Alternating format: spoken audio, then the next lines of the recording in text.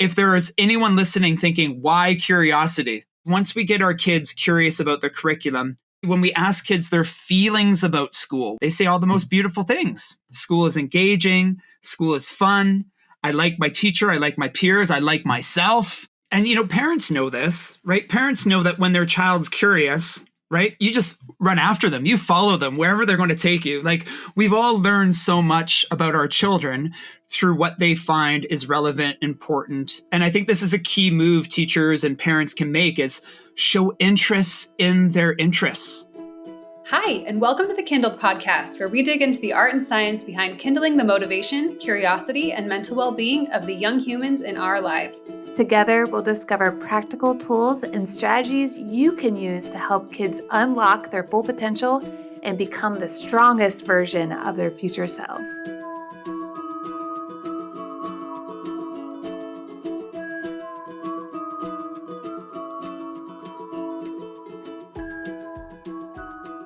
Welcome to the KindlED podcast. I'm here with Kaity. Kaity, what's happening today? I'm just super excited to talk to one of my favorite authors is all. Yes, I'm super excited too. I haven't read the entire book yet, to be honest. I'm about halfway through and I already want to buy copies for every one of my son's teachers because they're already set up to do this kind of learning. And I think this is just the missing piece. So I cannot wait to get it into their hands. And I can't wait to talk to him today. All right. So here's the big reveal. We're talking to Trevor MacKenzie. He's the author of a book called Dive into Inquiry and several other books, which I will tell you about now in his bio. Trevor MacKenzie is an experienced teacher, author, keynote speaker, and inquiry consultant who has worked in schools throughout Australia, Asia, North America, South Africa, and Europe. He's an inquiry practitioner, currently as a teacher with the Greater Victoria School District in Victoria, Canada. He has 3 publications: Dive into Inquiry, Inquiry Mindset Elementary Edition, Inquiry Mindset Assessment Edition. He has vast experience supporting schools across several years in implementation strategies in public schools, international schools, and international baccalaureate programs. So let's talk to Trevor. Trevor MacKenzie, thank you for coming to the KindlED podcast. We're super excited to talk to you today. Yeah, what an honor. Thanks for having me. I've been looking forward to the chat, and I admire both your work. And so I'm looking forward to sharing, but also learning with you and from you. So yeah. All right, so let's jump in. Tell us a bit about your background. How did you come to the work you're doing? What's your big why? What's the change you're seeking to make in the world? Just give us the full story. Yeah. Oh, that's a big one. Way to open it up. Let's do it. So I'm a practicing teacher. So I teach high school here in Victoria, British Columbia, Canada. This is my 21st year of teaching. And so I teach from an inquiry stance. I have certain values and beliefs that shape the time I have with students. And those values and beliefs show up in the planning and the relationship and the experiences of which we share. And those values and beliefs shape my authorship. They shape my consultancy, my research. I travel the world supporting schools that have adopted similar values. And I support those schools in kind of implementing structures and frameworks and systems to kind of do schooling differently than perhaps we on this call and others that are listening experienced ourselves. And so I have a lot of whys, like why this work. And, actually one of the most fascinating assignments I did as part of my graduate work was an autoethnography, where the assignment was to kind of trace back all of your experiences and schooling and learning experiences to kind of take you up to your current date. And in doing so, checking for biases, looking for shadow spaces, looking for assumptions. And in doing that assignment, I realized, gosh, I have a lot of whys. There wasn't just one tipping point. There was a series of experiences that I think softened edges and helped me step into classrooms with a certain set of values and beliefs. I think I could list a few students that motivated me. I think I can look back at my early years of teaching and the culture of the school, where I was kind of discovering myself as a young educator, and how, it was really collaborative. It was really mentorship founded, if you will. And I think slowly over the years, I've just become more kind of comfortable in living and breathing and talking about these values and then acting upon them. So I'm sure those values, I keep on saying that, I'm sure those values are going to come up in our call, because that's kind of what brought us together for this conversation, is common values and beliefs around what schooling can look like and sound like and feel like, right? Yeah, absolutely. And one of the values or like frameworks you are really into supporting is inquiry-led learning, which I'd love to dive into right now. Yeah, but real quick, can I ask, so do you teach like Monday through Friday, or because I'm just wondering how you're able to be on this call with us? Good question. I do teach Monday through Friday. A number of years ago, I reduced my teaching time to afternoons only. So right now, as we're recording, it's a morning recording. I'll go in just before lunch, and I have 2 classes this semester, 2 groups of seniors, and I'll do that teacher thing until 4:00 in the afternoon. And so my consultancy is very much, wrapped around my teaching. Everything I support schools in implementing, everything I write about is very much classroom focused. What's the experience of inquiry? What am I doing with my students? What am I doing with other classrooms and schools that I support? It's very much trying to focus on the practical strategies. The theory is beautiful, but getting away from the theory and towards the practical. So that's kind of how I'm doing it is halftime. A number of years ago, I reduced my teaching load. And gosh, before I reduced my teaching load, it was a lot of work, a lot of beautiful work, though. Work I really, really love doing. And I would say that this work is definitely rooted in relationship, because maybe we can step back even before we get into inquiry-led. Is I love in your book, you talk about how you ask the students, what is a good teacher? And they like list all the different things. Can we talk about like that relationship piece first and then maybe dive into the inquiry-led piece? Yeah. Relationship, as we know, is pivotal in terms of psychological safety, right? Creating inclusivity, and to get to know your students and their strengths and their stretches so we can plan with those in mind. So many schools I support, they've adopted some kind of know me before you teach me philosophy and framework where, in the traditional school setting, the principal encourages teachers with a kind hand slap, that if I see you doing a traditional lesson, I'm going to let you know that's not what we are planning or committed to doing in the first 5, 6, 7 weeks of school. And that doesn't mean assignments don't happen. That doesn't mean learning doesn't happen. It just means everything is wrapped around those notions of getting to know our students, them getting to know each other, and them getting to know themselves. And, when we see schools engage in that kind of work to kick off a year, we actually hear from parents and students, we want more of that. Like once that's over, it was such a drastic change. Like, why can't that just be the way that we live and breathe in our schooling time together? So, psychological safety, inclusivity, but also teachers planning around what they discover as they listen, as they ask and they listen. I think that's a distinction we'd like to make is relationships are great. However, what we learn needs to shape our time with scholars and our time in school.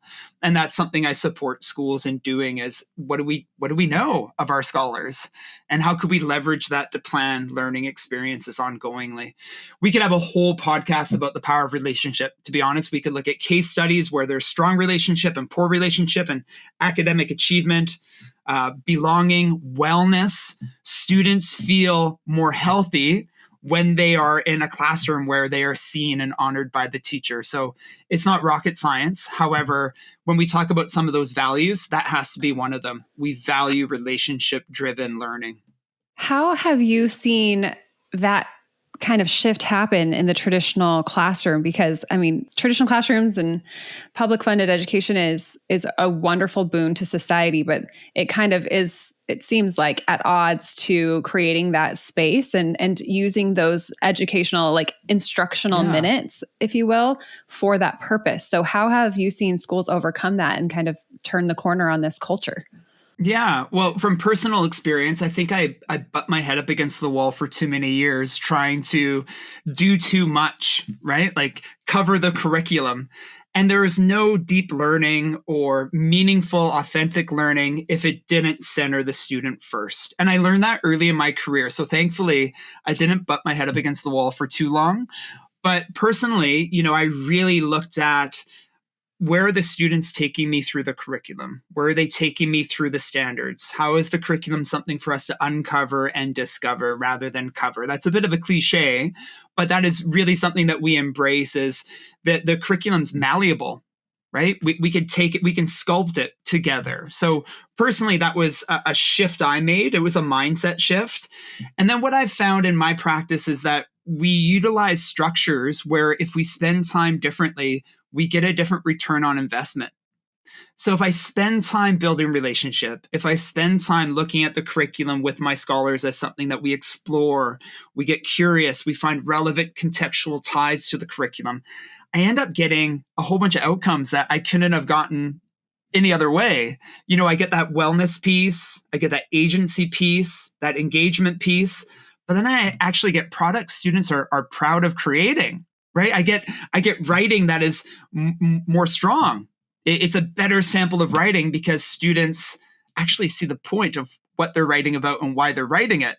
I think that's a clear shift that I encourage schools to engage in is we're going to do things differently, but we're going to get different outcomes, right? We're going to get more outcomes, more return on investment. I work with school districts who have gotten to a place where they bang their head up against the wall for long enough that they're willing to help teachers make that shift, which is, I think, a really big piece of the conversation is how schools and districts have committed to certain values to support teachers in teaching differently.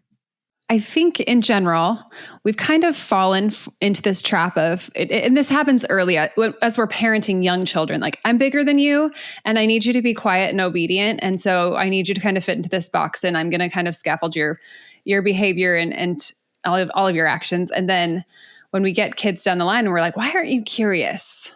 It's like, where's this? It's like, well, we've kind of been shooting ourselves in the foot here for the last decade. Like we get kids into fifth, sixth grade when they're 10, 11. So how have you seen, like, how do you coach teachers to maintain that curiosity, like through those younger years? Like we don't have anyone complaining about toddlers and 4-year-olds, like asking too little questions, right? Like, so talk to me about curiosity and like how you help that flow through. And I know you said that you teach high school, but in your book, you talk a lot about, and I think you have a separate book actually talking about the elementary years, don't you? So bring me up through that. Yeah. And can I interject too?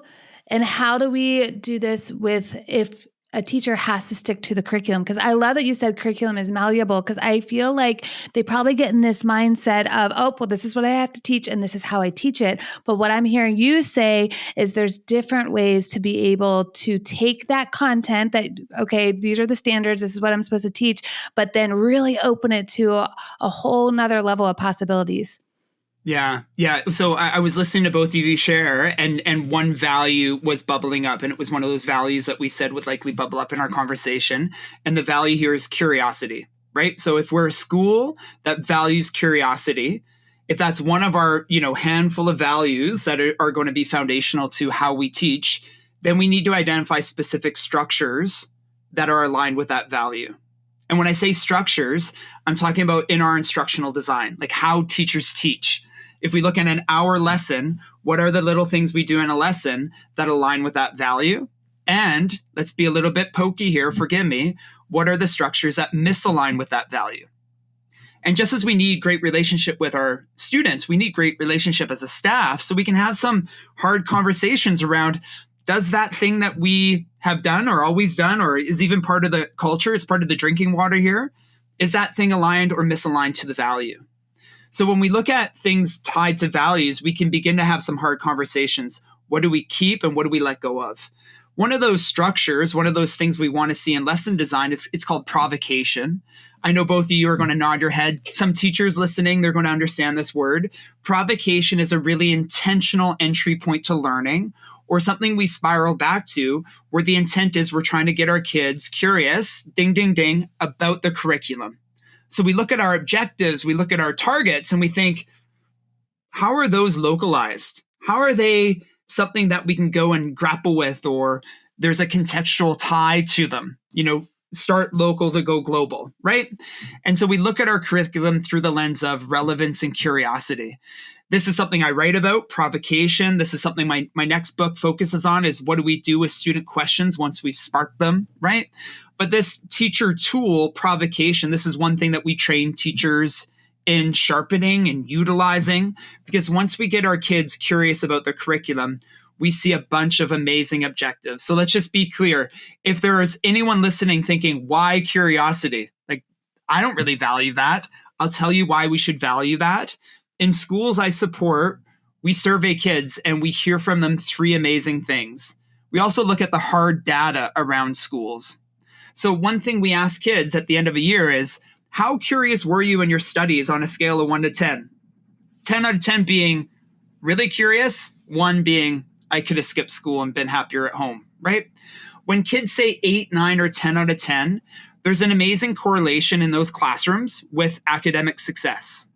So it's not rocket science. When we have curious kids, guess what happens to their grades and all those traditional markers? They improve. Number 2, when we have curious kids, guess what happens to their attendance? Another hard data point. Kids start coming to school more often and in a more timely manner, right? So no surprises.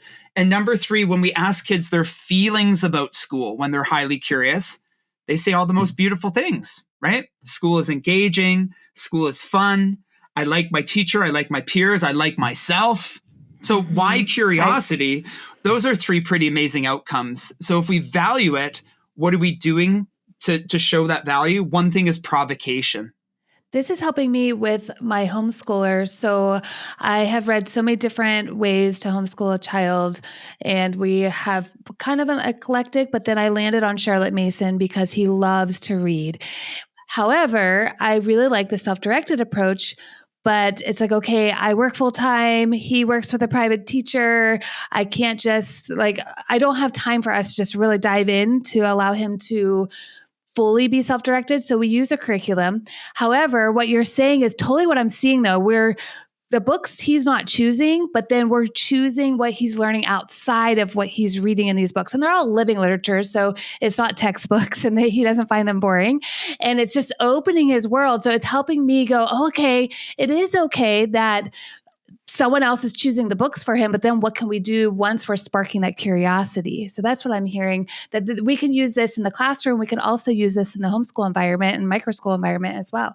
And, parents know this, right? Parents know that when their child's curious, right, you just run after them. You follow them wherever they're going to take you. Like, we've all learned so much about our children through what they find is relevant, important interests. And I think this is a key move teachers and parents can make, is show interest in their interests, show interest in their ideas. It's like so mind-blowing to me that we have to actually have these conversations. Because if we weren't talking about kids, it's almost like, because we think kids are like other than us. They're like a different species than us. It's like they're actually very rational people, right? That behave more. I mean, they're not little adults. They're still developing. Their brains are different. But like, of course, if I'm going to want to like engage you, Trevor, on something, I'm going to want to make it relevant to your life. And like, no adult's going to be like, oh yeah, I'd love to sit through 8 hours of something that's completely meaningless and important to you, but not me. Like, no adult signs up for that. Right. And then we're like, why is this kid not engaging? It's like, it's hilarious to me almost that we're confused at this, that like kids are disengaged. We see this, like all of the data in the engagement cliff, like something like 2/3 of high school seniors are like, I get nothing out of school. I'm out, essentially. It's like, they're trying to tell us desperately that there's a problem. And if they were adults, we'd be like, they would have rights around like, well, you need to listen to me. And like, you would be like, as soon as you're in college, like that person's paying to be there. And if they don't want to be there, then you're going to lose money, essentially. So we're incentivized in higher education to kind of like take care of that learner and to make things engaging and things like that. But there isn't, like, the incentives are switched in publicly funded school. We're actually forced to be there instead of like, this is, that mindset is different. So it doesn't evoke the same amount of care. Like, we care about our kids, but it's like, it just seems like our priority, our value is compliance and like covering instead of discovering. And I think a lot of teachers, and I know microschool guides, just don't feel empowered enough to like step away from that and have the confidence to be in that space and be like, actually, we're going to do this a little differently. Do you find that? Yeah, absolutely. Yeah, for sure. We know the importance of literacy and numeracy in terms of predictors of, academic success later on in school, right? Like we can tune into grade 1, grade 2, grade 3 and look at those literacy and numeracy scores, and then look later on in that scholar's life and schooling experience and make some really strong correlations. If they aren't hitting certain data points early, oh my gosh, they're on a trajectory. Sadly, I feel like that importance of literacy and numeracy at the younger years is really shaping how teachers teach. I've got to get those scores up. And a lot of times it's not teachers' fault, right? Get those grades up, get those marks up. This is really important. And so for teachers to have different tools to get those literacy, numeracy scores up, but in a way in which isn't complacent, isn't passive. It's actually the opposite. It's active. It's engaging. It's interactive. Like one of the easiest shifts we can make in a classroom is to engage in vertical learning, right? Like whiteboard or poster spaces around the room where kids can stand and document and evidence and connect and collaborate. Like the most squirrely, vibrating scholar in a classroom. You walk into a classroom and they're sitting on their chair, like they're on their haunches, like they're about to spring like a frog, right? And as soon as you get them out of their chair and they're vertical, guess what is revealed? Capability. So something I'd love for parents and teachers and anyone listening to consider is if our students are demonstrating capability, it's likely an us thing and not a them thing. It's likely that our structures aren't revealing capability. It's likely that our structures are actually diminishing capability. And so when we look at those hard structures, again, if they're aligned to that value of, for example, curiosity, we end up seeing a lot more capability. So what we do in school matters, and how we do it really, really matters, doesn't it? Yes. Okay. So we've been talking about inquiry, but can we go back and just have you define inquiry-based learning? We know what we're talking about, but for listeners, it's like, well, what are they even going on about right now? Yeah, I appreciate that. Well, inquiry is a theoretical stance, right? It's a way in which we teach and interact with one another meaning with children, but also with teachers, like adults, caregivers. We're all adopting that theoretical approach to how we interact. And what we want to do is engage with one another through what we call co-designing and co-constructing. Like we're going to build this ship together. So no matter what my expertise is and my years of experience teaching, I refuse to put my students in a complacent, passive experience. I just refuse to, even if they're reluctant, right? Even if students are like, just give me the worksheet. I refuse to. We build the learning together. So what do? We follow some kind of a process, a cycle in which step by step, we are essentially co-designing and co-constructing. With the curriculum in a traditional school setting, the curriculum is kind of the blueprint. It's the wallpaper that we're kind of guiding the learning towards. So teacher as guide versus teacher as, director. Our role shifts in learning, but essentially we're circling back to co-designing and co-constructing. Some of those values I want to lift up. We talked about curiosity earlier. Another value is agency. We really want students to have more of an active role and responsibility in their learning experiences. Another value is we really value skills and competencies. Adriane, you were talking earlier about your child and homeschooling. And gosh, if we want independent, autonomous learners, we need to slowly scaffold these really important skills, whether it's communication, critical thinking, collaboration, even in such cases, organizational skills, right? So another value is competency development, because that is our goal for our students to become more independent and autonomous learners.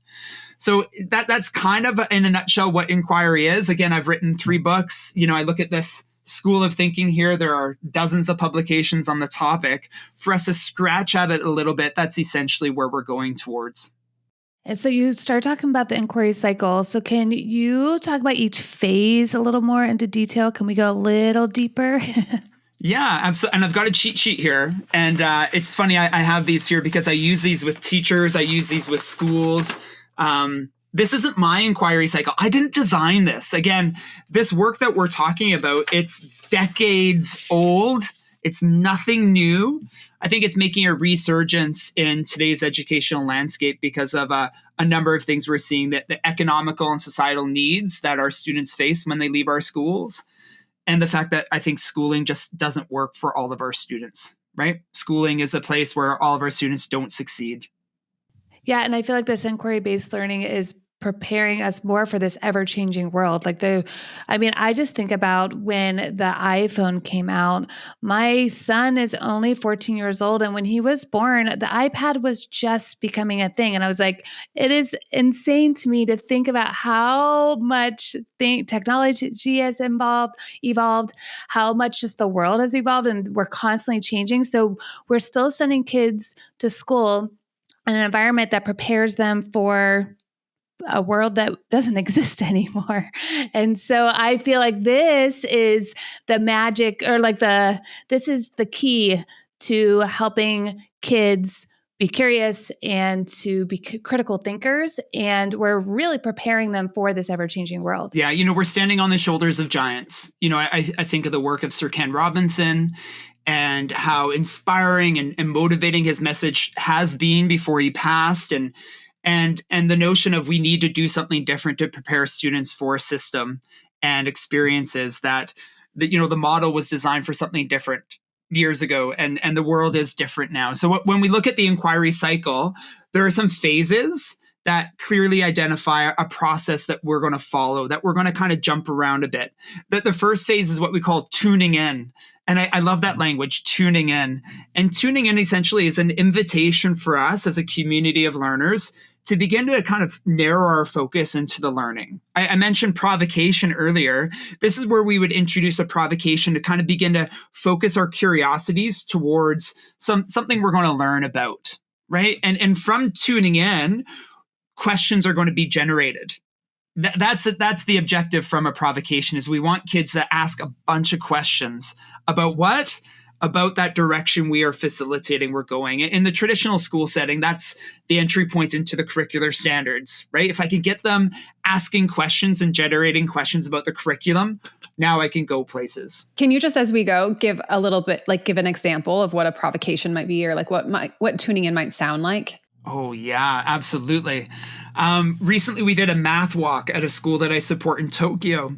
And this school has iPads. So this is neat, right? But they're not using iPads just to consume information. They're using iPads to put them in the hands of students to drive the learning. So we did a math walk where I coached the teacher to take the scholars outside onto the school grounds and to capture video and photographic evidence of some concepts that they were going to learn about. Shapes, angles, geometry. And so the teacher just watched the kids and followed the kids, and kids found the most amazing, beautiful examples of these concepts. Where? In the world directly around them. Kids brought in all these photos. This one video is of a spider making a web, and the web is literally flexing into all these different shapes, right? The teacher brought all this evidence back in. She projected some of it onto the screen. That is the first lesson. What's the first thing they bring a ruler out and measure? The meter, stick, and measure. The yard. It's that, right? She photocopies all those photographs and she staples the thing. That's what they begin learning about, is the concept through the lens of the world around us. So some moves there. Yeah, we needed technology, right? Yeah. But what was the move? Empower your students, have a plan, and follow them, and then bring it back into the classroom. Kaity, does that example resonate with you when we talk about provocation? Is that helpful? Beautiful. Yeah. Awesome. Thank you so much. Beautiful. So the next phase is that finding out phase. So once we have some student-generated questions, well, guess what we have to do with them? We've got to sort them. We've got to map them out. Now we got to explore them and maybe even answer some of them. Adriane, you mentioned the role of technology in changing what the schooling experience looks like and sounds like and feels like. When we think of Googleable questions versus ungoogleable questions, I love that distinction, right? Googleable questions matter. We need those, superficial surface area questions to get to the deep learning. But gosh, if we're staying at the surface, we're doing our students a disservice, which I think a lot of classrooms tend to do. It's the regurgitative. It's the repetitive that let me just get it back out to get the mark. One question we love to ask students is who or what or where could guide us in exploring these questions? Who could help us find answers or information?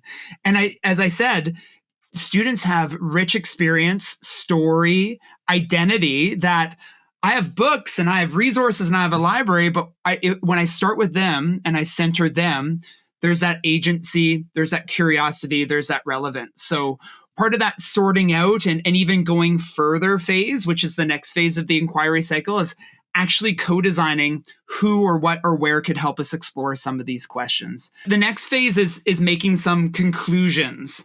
So of all the learning that's happened, of all the people and places and things we've learned from, what are some conclusions we can draw? What are some summative pieces? What are some ideas that we can kind of wrap a bow on? And then even what are some things that we need to revisit as we reflect and review what we've done and who we've learned from? Are there any holes that we want to fill? Are there any other questions that we want to spiral back to? And then ideally, we engage in the last phase, which is taking action. Like, the learning matters, not because I'm telling you it matters, not because there's a test at the end of the unit, but we want the learning to be relevant enough so that it allows us to take some action. Like, maybe we share the learning with a public audience. Maybe we have some kind of a showcase. Or maybe the learning is something that is so contextually relevant that other people have to hear about it. Right? It creates some kind of community shift or change. So that's kind of the inquiry cycle, again, in a nutshell. It's hard to scratch at some of these ideas without really going in depth. But again, it's a process in which we follow and we jump around to guide the learning that occurs with our students. I wanted to ask about conclusions. So how is that presented? Do they write about it? Do they just talk about it? Do they present in front of the classroom? Like, what does this look like in a practical sense? Yeah, well, distinction I make is I ask my students questions like, if you could show your learning and share your learning in any way, how would you like to show and share your learning? And there are some non-negotiables in that conversation. So for example, I'm an English teacher. So what do I want to engage my students in doing? Reading, writing, and speaking. So I can make some suggestions with students in that non-negotiable space. But gosh, there's actually so much more room for co-design and negotiation. And so when we ask our students those questions, you can see how strength-based that is. Students bring their interests, they bring their skills, they bring ideas in which they've been nurturing or really excited about outside of school into the school. I've had students write beautiful pieces, but then I've had students create, virtual reality experiences. I've had students do galleries that we walk through. I've had students engage in showcases and performances. So when we ask our students, what could this look like? We begin to co-design and co-construct that, Adriane, which is a value that we hold near and dear in our practice. Rather than me force everyone to do a poster project, I ask them about their strengths, their stretches, their interests, and we design from there with some of those non-negotiables in mind. So sometimes when I talk to people about inquiry and we talk about student voice and choice and how the students are going to co-create this, and maybe this comes to, it depends on what framing you bring to how you see developing humans. But it's almost pessimistic. Like if you just let them choose it, they're going to choose something easy and it won't be very rigorous. But what we see at Prenda is that when we involve kids in having an authentic audience, that it just turns the rigor up because suddenly the cognitive load to create how they're going to show, how they're going to demonstrate is now on them. And that just does wonders for their ability to plan and execute things that are meaningful and relevant. Yeah, I couldn't agree more. And as we separate those two between deep learning and sophisticated thinking and rigor from, I'm going to eat chocolate cake for dinner every night because I've got choice, right? Underneath that separation, underneath that, there's a culture that teachers are nurturing, that they're constantly reflecting on and being responsive to in the relationships that they're creating with their students. And so what is the culture? It's a culture of, we take great pride in the things that we learn about and the things that we create. We create things that are worthwhile and worth our time in building and sharing with others. I think of the work of Ron Berger. He's a fantastic author, researcher, consultant, and he talks about kind of creating a culture of excellence.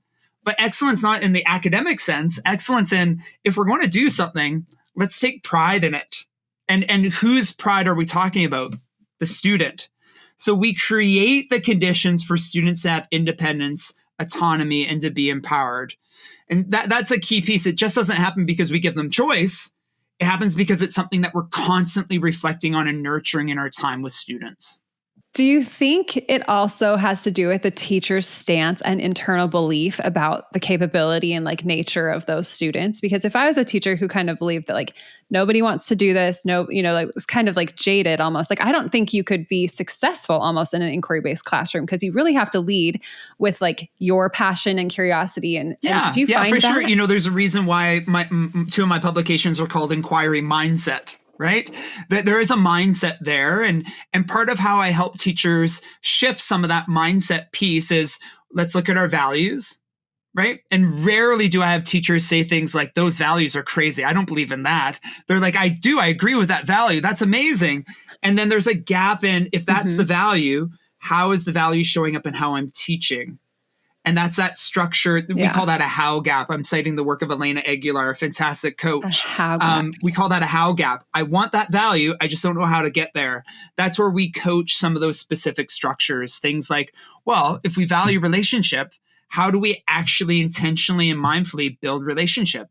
It just doesn't happen because we're kind. It happens because of specific things that we plan to do with our students, how we create the culture of learning and the community of learning in the first few moments with our students. You know what happens?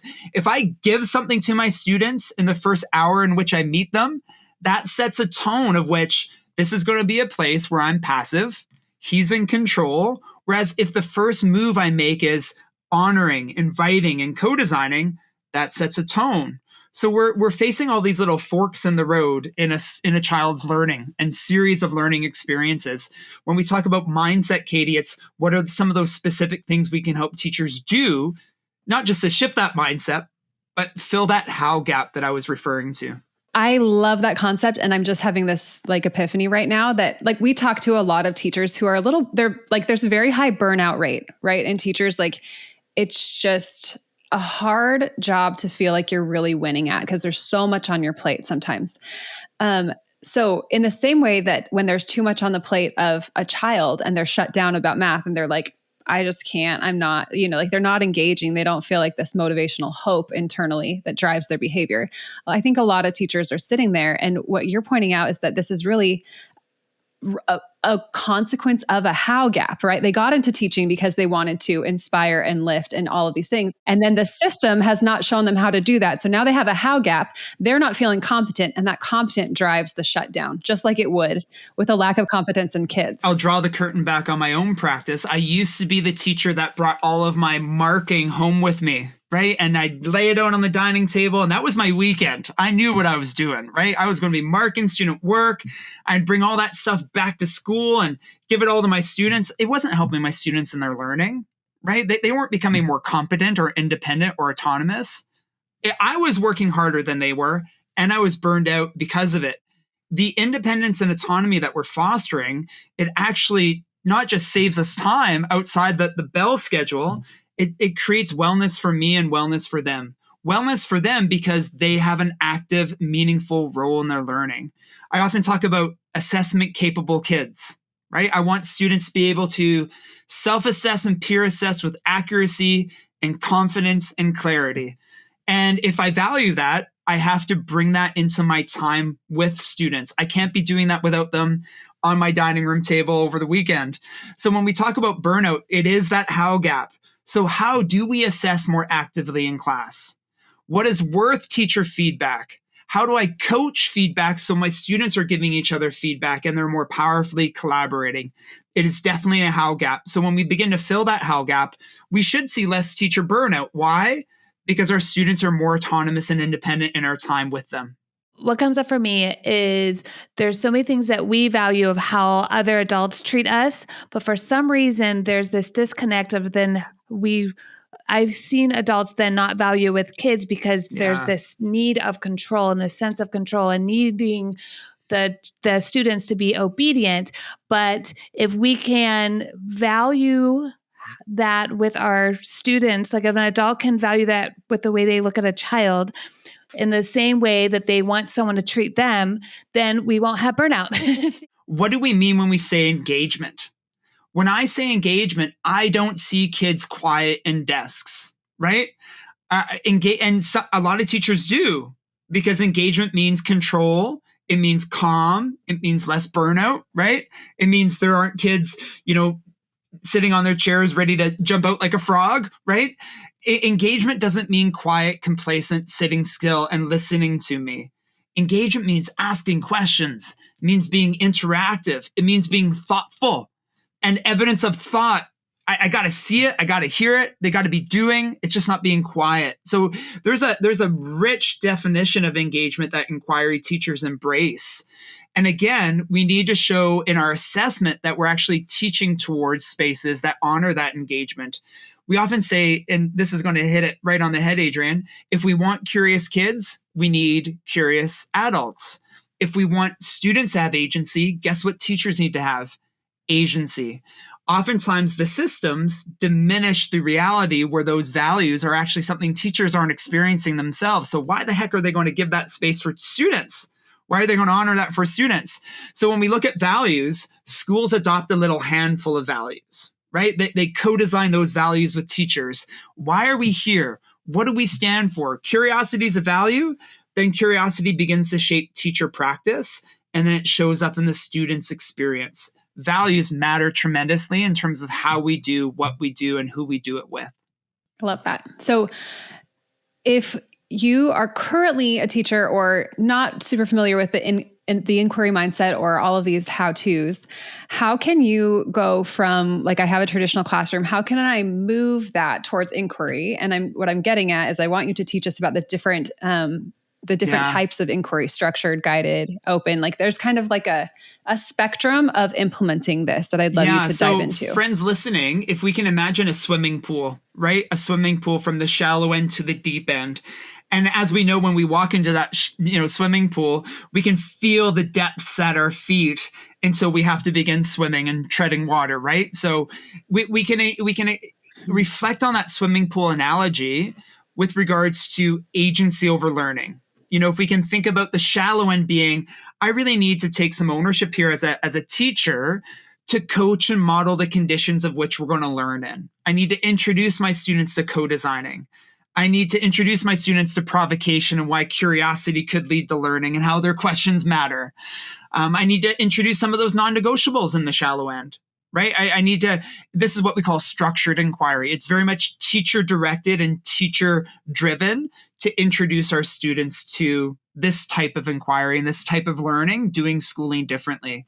But then as we slowly transition into what we call controlled and then guided, you can imagine deeper ends of the pool, students begin to take on more ownership and responsibility around different parameters of the learning. They have a lot more choice. They have a lot more room to connect and collaborate with their peers. Eventually, if all goes well, meaning if students develop certain skills, we'll get to the deepest end, which is what we call free inquiry, where essentially students are designing their learning and we're helping them with specific structures and protocols to be successful with that kind of depth of agency. So when we think of inquiry across those four depths, it really helps teachers see that inquiry isn't just the deep end, right? Which I think a lot of teachers believe that to be true. When they think of inquiry, they think of endless choice for students. And think about the care and time and rehearsing it takes for us to get to the deep end if we're actually swimming. We need to engage in that intentionality, that care long-term to get to that depth of agency. There are certain skills, there are certain experiences. So the swimming pool graphic really helps teachers begin to see that scaffolding and that gradual release of responsibility over learning to embrace what it means to teach from an inquiry stance. And if a child has never had agency, and then all of a sudden, if you go straight to the deep end, they're just going to look at you like, well, what do I do? That they're so used to being told what to do. I've told this story before, but we had my youngest in a kindergarten classroom. He and I both only made it 3 months in the traditional classroom before we moved him to a Montessori, and we de-schooled a little bit in between. But just in those 3 months, he had already started to learn, I have to wait until the teacher tells me what to do, because when he started in the Montessori Montessori environment. The first couple of weeks he came home, he's like, this is horrible. No one's telling me what to do. And this is a kid who is extremely independent. And it only took 3 months for that independence to like start to wane and him just, not knowing that he had agency. And this is a 5-year-old. So imagine if we have kids that have been in this system all the way until they're high school. So I'm curious, how do kids who are new to inquiry typically respond to this approach? Like, do they immediately love it, or is it really jarring for them?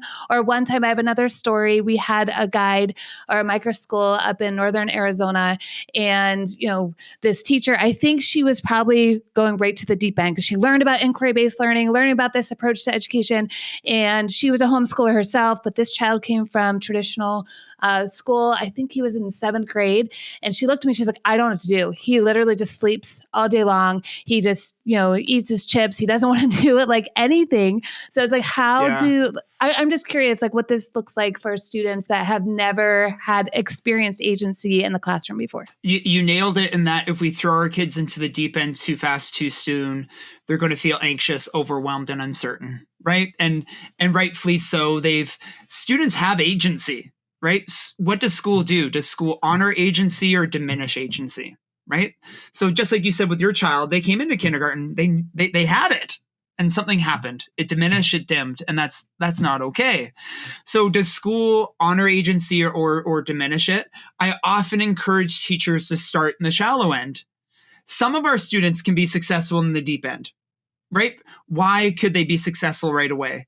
Because they probably have certain skills that allow them to feel competent, with that level of agency over learning. But that's not equitable. Just because one student has the skills and the other doesn't mean we all go to the place that the one student has skills. So scaffolding and engaging in that gradual release of responsibility, starting in the shallow end to get to the deep end, it's really, really helpful. I work with many schools where, there's a lot of agency in one classroom and then there's no agency in another classroom. And the student goes from a rich agency experience to one where they're complacent and passive. Think about how confusing that is for a student. Think about how uncertain they are. They're kind of like, what do I need to be successful in this space, right? So what we try to do with schools I support is, what's the hallmark of successful inquiry? It's a change of agency over time. Every setting needs to engage in a change of agency over time. I don't care if you get to free inquiry or not, the deep end or not, I do care that there's a change of agency. And this language, these values are showing up in how we're planning learning. We don't want our students to feel overwhelmed. We want them to feel competent and confident. And so how do we do that? We continuously center the student. I think of that young student you were saying, he's sleeping all the time, he's eating chips. Well, that's a call to action, right? Like, tune in. And how can we build learning from where they're at? Because they clearly didn't get to the place that we were hoping to. How do we build learning from where they're at first? And that is student-centered learning, isn't it? Yeah. And where does personalization fit in? So, because if one student's ready for the deep end and one is not, so how does that work in a classroom environment? Well, one beautiful thing that happens in a classroom such as we're describing is it becomes a community of learners. So our understanding of capability all of a sudden shifts a little bit. I work with some classrooms where it's a grade 5 classroom and we have students reading and writing and even speaking at a grade 1 level, right? How are they supposed to demonstrate capability when they are so below grade level in a traditional lens? Well, if we create a community of learners, that scholar isn't working in isolation. They're working with their peers. They may be sitting with a grade 5 reader, writer, speaker. There's a care. There's strong relationship. We're learning together. And then our markers of growth should be different, right? The student who's not at grade level, wow, their trajectory is shifting and changing because I'm not measuring them against the other person. I'm measuring them against where they started and where they're getting to. So that community of learners piece, it's everything. We all of a sudden see students who in the traditional sense aren't capable. Guess what they are? They're fully capable when the community of learners is one in which they're supporting each other. Another piece I hold near and dear to my practice is I'm a better teacher because of inquiry. I could personalize and differentiate and coach and work one-on-one because I'm not trying to teach the 30 kids.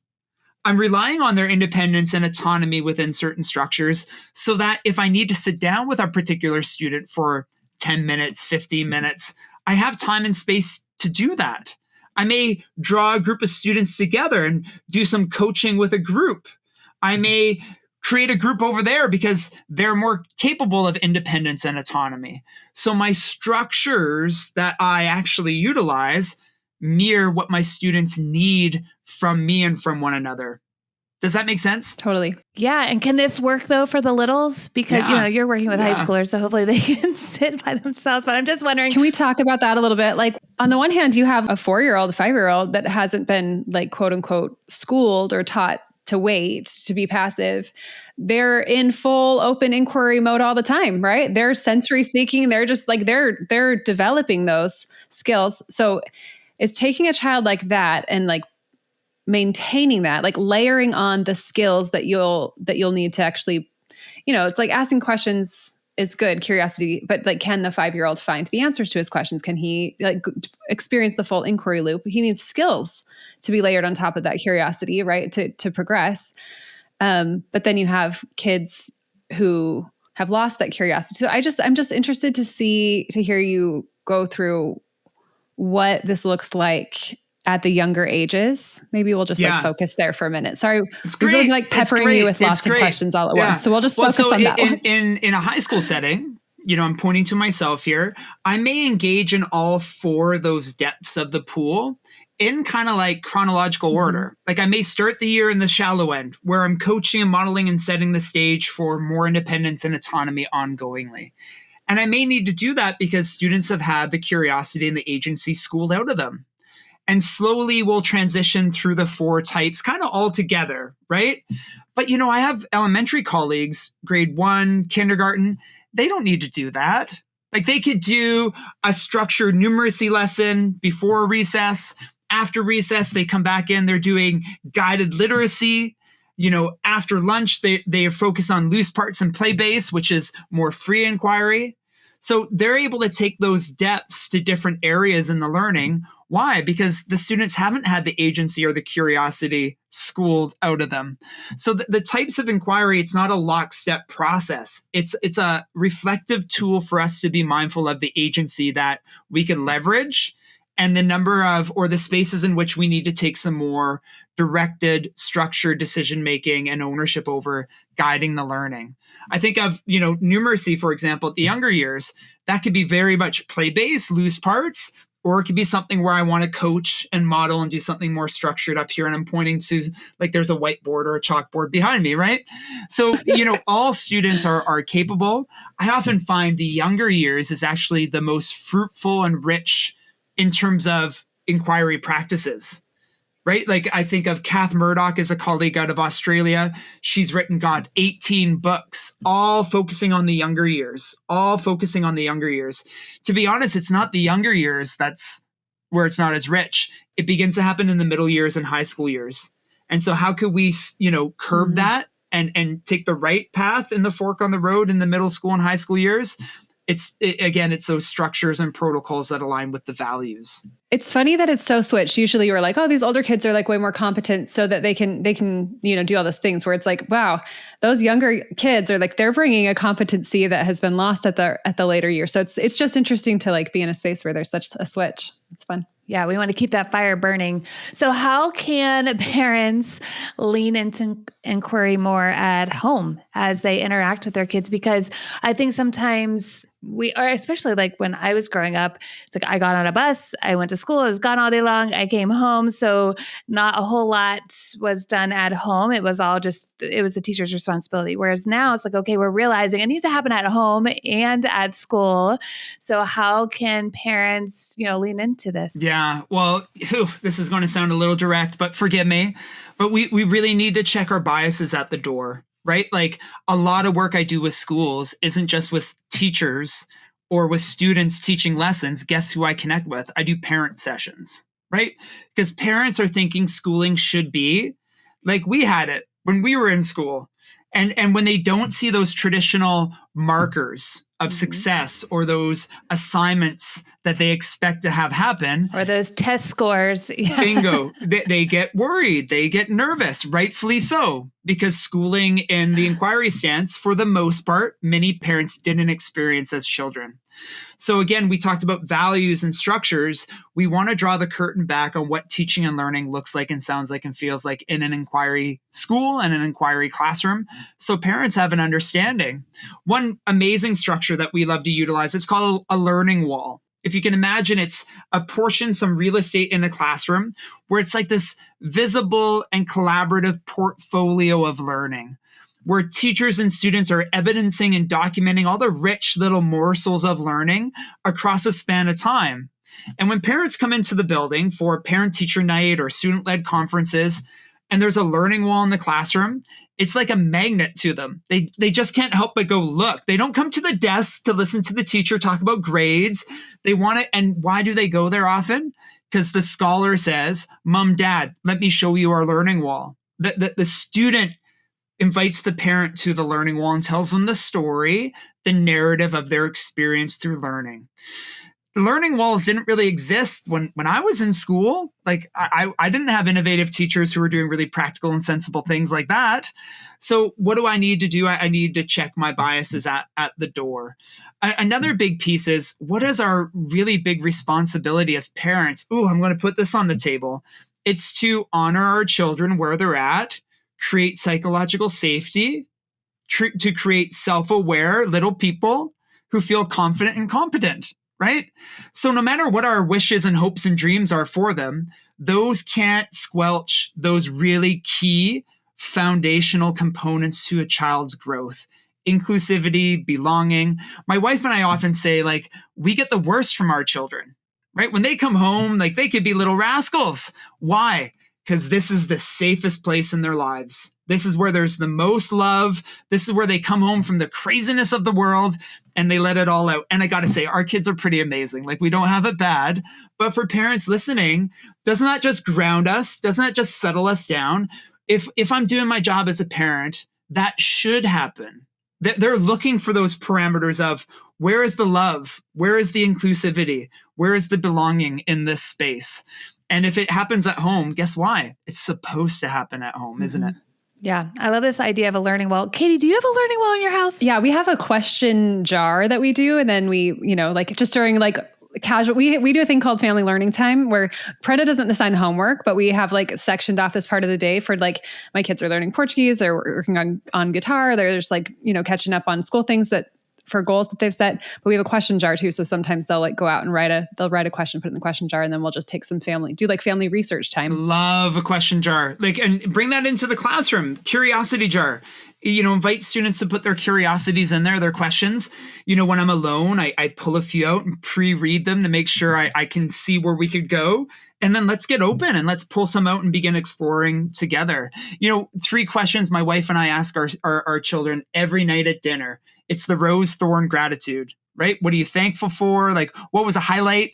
What was something that was a little bit prickly, a little bit challenging? And what are you grateful for? Every night at dinner, right? And it's become customary that we are nurturing reflective little people who could think about their day, and in doing so, create some resilience and self-awareness. And in doing so, we can co-regulate. I got to say, self-regulation is like, let's start with co-regulation. That's what a job that we have to engage in as parents, is to help our kiddos figure it out. And my wife is a wizard at co-regulation. I'm not good at that. So I'm looking at my wife like, teach me your ways. That's a piece that allows our young people to be successful in school when they can figure out how to co-regulate and then in turn, slowly over time, self-regulate. Yes. So perfect. Absolutely. We talk about co-regulation a lot. And something that we do is we just have a locker full of just materials and lots of books. I'm constantly ordering books, and whatever my son is learning in school, I'm like, okay, this sounds good. Like I just got, which Kaity, Man's Search for Meaning. You've talked about this, right? So, but I want to read this with my 11-year-old because we're learning all about Nazi Germany. And some of my friends are like, you're going to read this with him. And I'm like, absolutely, because it's tying in with what, he's already learning, and he's already really interested in it. And then, like I said, we have these lockers and my kids are just constantly making and creating. And I mean, my house is always a mess, but I've had to be okay with that. But it's really exciting because we've made being curious like a superpower in our house. Yeah, it is a superpower. It really is. Okay, we could keep talking, but we are running out of time. So this is a question we ask all of our guests. Who is someone who has kindled your love of learning, curiosity, motivation, or your passion? Oh, my mom, right? Like my mom used to just ask me like, what would happen if, right? Like all my fears, all my little anxieties, she would just say, what would happen if? And I think back to all the moments where I was like, yeah, what would happen if? Like, let's give it a go. And I love that kind of like whatever the tricky is in the situation, that mindset of what would happen if, it just creates a perseverant, buoyant little dude. And so that I could clearly see that as something that I've taken with me throughout my years is what would happen if. I love that. Okay. How can listeners learn more about your work? You can go to my website, trevormackenzie.com. There's a lot of free stuff there. Podcasts such as yours, resources, both for parents and teachers and anyone interested in a child's upbringing. You'll find a lot of great stuff. My publications, you can find those on global book services providers around the world. And I'm very, active on Instagram, Twitter, LinkedIn, all the spaces. So, but I'd say my website, trevormackenzie.com, is a hub for all of that. Awesome. Okay. Thank you so much for your time today. We have loved our conversation. Aw, thank you both. What a joy. That is it for today. We really hope you enjoyed this podcast episode as much as we did. And if this episode was helpful to you, please like, subscribe, and follow us on social at Prenda Learn. If you have a question that you would like to ask Kaity and me, all you have to do is email podcast@prenda.com. You can also join our Facebook group. It's called the KindlED Collective, and subscribe to our weekly newsletter, The Sunday Spark. The KindlED podcast is brought to you by Prenda. Prenda makes it easy for you to start and run an amazing microschool based on all the things we talk about here on the KindlED podcast. If you want more information about guiding a Prenda microschool, just go to prenda.com. Thanks for listening, and don't forget to keep kindling.